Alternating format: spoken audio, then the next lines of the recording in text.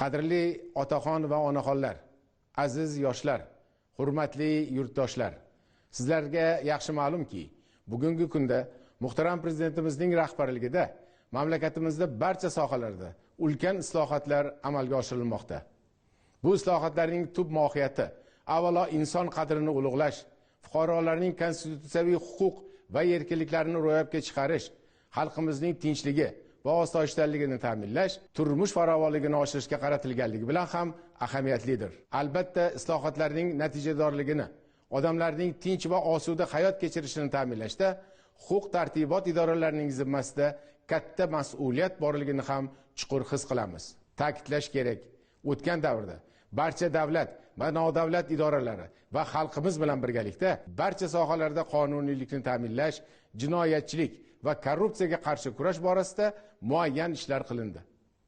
Eng muhimi, bugun to'la ishonch bilan aytish mumkinki, mamlakatda huquq tartibotni mustahkamlash nafaqat huquqni muhofaza qiluvchi organlar, balki boshqa idoralar va keng jamoatchilikning umummilliy ishi va muhim vazifasiga aylandi.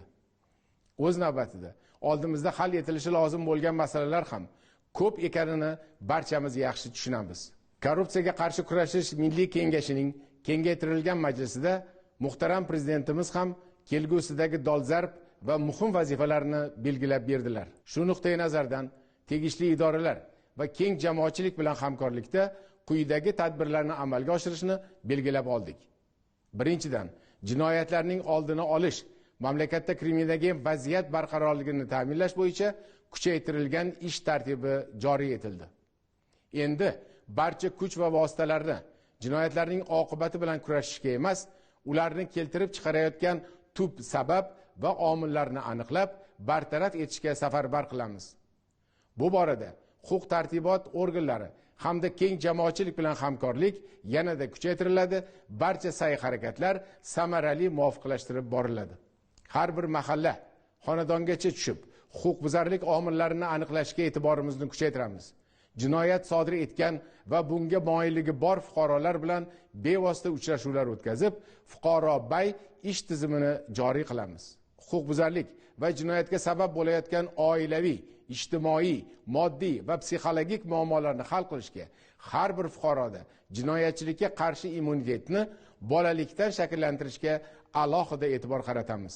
Jinoyatga jazo muqarrarligini ta'minlash, jabrlanganlarning huquq va manfaatlarini ishonchli himoya qilish choralari yanada kuchaytiriladi. Davlatimiz rahbarining kuni kecha qabul qilingan alohida qarorlari asosida sodir etilgan jinoyatlarni har kuni tezkor tahlil qilib, manzilli tadbirlarni belgilash, kunlik so'rov va nazorat tizimi yo'lga qo'yiladi. Ikkinchidan, tergov sifati yanada oshiriladi. Bu jarayonlarda inson huquq va erkinliklari poymol etilishiga yo'l qo'yilmaydi.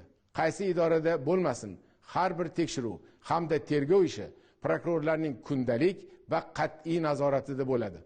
Tekshiruv va tergov harakatlarining har tomonlama, to'liq, eng asosiysi xolis va qonuniy o'tkazilishini ta'minlashga, tergov xodimlarining shaxsiy mas'uliyatini oshirishga alohida e'tibor qaratiladi. Bu faoliyatga ilm-fan yutuqlari va zamonaviy axborot texnologiyalarini keng joriy etamiz.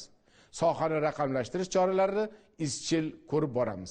Eng asosiysi, odamlarning tergov idoralarida sarson bo'lishiga, tazyiq va zo'ravonlikka uchrashiga, noqonuniy hibsga olinishi va javobgarlikka tortilishiga yo'l qo'ymaslikning barcha choralarini ko'ramiz. Ayblanuvchilarga ehtiyot chorasini qo'llashda adolatni ta'minlash, himoya huquqini mustahkamlash, advokatlar faoliyatiga to'sqinliklarni bartaraf etish prokurorlarning alohida e'tiborida bo'ladi. Uchinchidan, bundan buyon prokuratura organlarining eng yuqori tizimidan quyi bo'g'inigacha umuman barcha kuch vositalarimiz korrupsiyaga qarshi kurashishga to'liq safarbar qilinadi. Bu borada barcha davlat va nodavlat tuzilmalari, hokimliklar, keng jamoatchilik vakillari bilan hamkorlikni yangi bosqichga olib chiqamiz. Jamiyatning barcha qatlamlari salohiyatini birlashtirish yo'lidan boramiz. Jamiyatda korrupsiyaga qarshi murosasizlik muhitini shakllantirishning barcha choralarini ko'ramiz. Korrupsiyaga imkon berayotgan omillarni, tub sabablarni aniqlash uchun eng chekka hududlargacha boramiz, har bir sohaga chuqur kiramiz. Ijtimoiy so'rovnomalar, muloqot va uchrashuvlar tashkil qilib, xalqimizning e'tirozlari fikr va takliflarni doimiy o'rganamiz. Shu orqali soha va hududlardagi korrupsiyaviy tuynuklarni aniqlab, ularni tag tomir bilan yo'q qilish bo'yicha manzilli choralar ko'ramiz. Bu borada tegishli vazirlik va idoralar bilan korrupsiyaviy omillarni birgalikda bartaraf qilish bo'yicha yo'l xaritalari va dasturlar ishlab chiqilmoqda, ularning ijrosi ham nazoratga olinadi. Byudjet mablag'lari, jumladan subsidiya va boshqa ko'rinishdagi davlat ko'magining sarflanishi, davlat xaridlari, xizmat ko'rsatish jarayonlari, umuman aholimiz ko'p duch keladigan sohalarda turli suiiste'molchilik va byurokratik to'siqlarning oldini olish, qonuniylikni ta'minlash diqqat markazimizda bo'ladi. Ochiqlik va shaffoflikni ta'minlash, barcha sohalarni raqamlashtirish, inson omilini qisqartirish choralariga alohida mas'uliyat bilan yondashamiz. Korrupsiyani fosh etishga doir hamkorlikdagi tadbirlarni ham yanada jadallashtiramiz. Umuman aholi va tadbirkorlarni, shu jumladan investorlarni jinoiy tajovuzlardan himoyalash uchun bor imkoniyatlarimizni ishga solamiz. Buning uchun korrupsiyaviy holatlar haqida Bosh prokuraturaga tezkor xabar berish imkoniyatini beruvchi, tunu kun ishlaydigan ishonch telefoni va Telegram botni ishga tushirdik. Maxsus operatorlar guruhi faoliyatini ham yo'lga qo'ydik. Albatta, bu vazifalarni bilimli, tashabbuskor, sadoqatli va bugungi islohotlar natijalariga daxldorlik hissi bilan yashaydigan xodimlar korpusi bilangina samarali amalga oshirish mumkin. Shu bois xodimlarimizning bilimi, dunyoqarashi, ongu tafakkurini rivojlantirish, ma'naviy salohiyatini yuksaltirish choralarini izchil davom ettiramiz.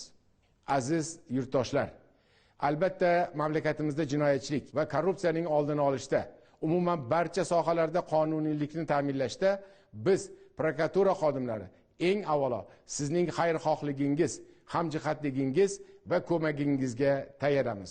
Agarda har bir fuqaro jonajon vatanimizni jinoyatdan, korrupsiyadan xoli, tinch va xavfsiz o'lkaga aylantirishga o'z hissasini qo'shsa, barchamiz bir tanu bir jon bo'lib, birgalikda kurashsak, ko'zlangan maqsadga albatta erishamiz. Qonunlarga qat'iy rioya etish, o'zgalar huquqi, sha'ni va qadr-qimmatini, mol-mulki daxlsizligini hurmat qilish ham qonuniy, ham insoniy burchimiz ekanini ham doimo yodda tutishimiz zarur. Aziz yurtdoshlar, keling, qonun ustuvor, adolat hukmron bo'lgan jamiyatni birgalikda barpo etaylik.